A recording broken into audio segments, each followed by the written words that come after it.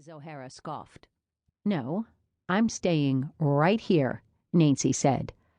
"How you figure that?" her mother asked in amazement.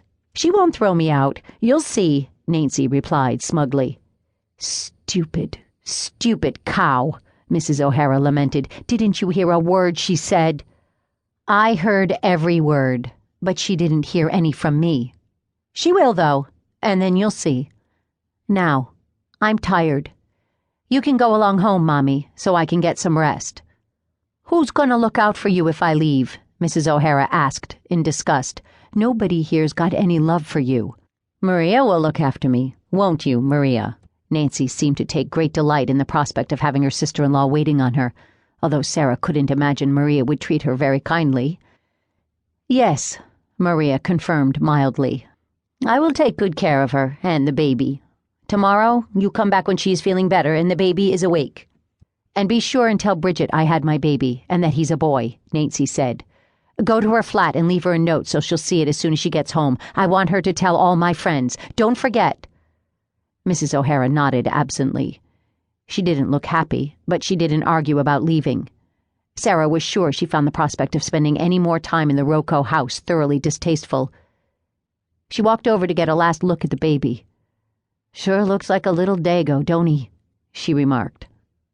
No one replied. Mrs. O'Hara sighed. "I'll be back to see you tomorrow, girl.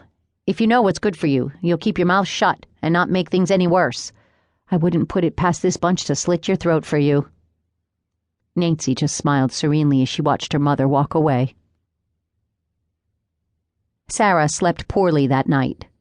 She kept thinking about the innocent little baby and wondering what would become of him.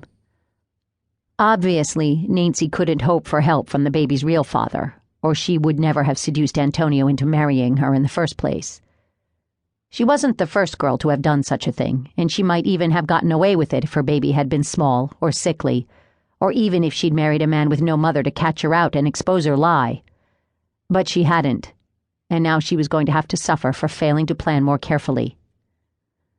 Finally giving up on sleep, she got out of bed before dawn and made herself some breakfast.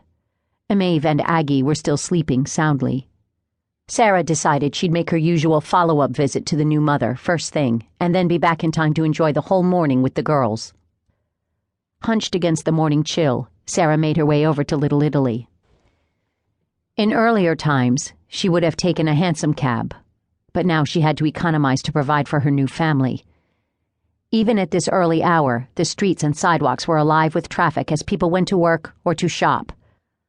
Housewives bartered with pushcart vendors over the price of their wares while draymen shouted at their horses as they fought their way through the crowded streets to deliver their loads. Mama's restaurant wasn't open yet, but the family would already be up and about, shopping for fresh vegetables at the market and making the noodles and sauce they would serve later. Sarah hoped Nancy and the baby had rested better than she had, and she wondered how long she could delay Nancy's departure from the Ruoccos' home. The front door of the restaurant was locked, so Sarah knocked. She could hear movement inside, and soon Lorenzo, the middle brother, opened the door. He held a broom in one hand, and for a moment he didn't recognize her. "I'm here to see Nancy and the baby," Sarah said, knowing he wouldn't be happy at the reminder of the family crisis. "Oh, yes, please, come in," he said, stepping aside. He wasn't quite as appealing as his brother, she noticed. Joe had the winning smile and charming manner. Antonio was boyish and sweet. This brother was too mature to be boyish, and too serious to be charming. Or maybe he simply wasn't very happy that she was here. He'd just closed the door behind her when they heard a scream. It was the first in a series that continued scream after scream after scream as he raced to the stairway door, Sarah at his heels. Someone else was behind her, but she didn't stop to see who. Fighting her skirts on the narrow staircase, she nearly fell more than once. Gratefully, she flung herself through the open door on the third floor through which Lorenzo had disappeared. Just as she'd feared, the screams were coming from Nancy's room. Lorenzo reached the doorway first, but he stopped dead. Sarah tried to see what was going on, and when he wouldn't move, she shoved him aside and pushed her way in. The screams were coming from a slender young girl who stood just inside the door, paralyzed by what she saw on the bed. She just kept screaming and screaming with each new breath until Sarah took her by the shoulders and turned her around.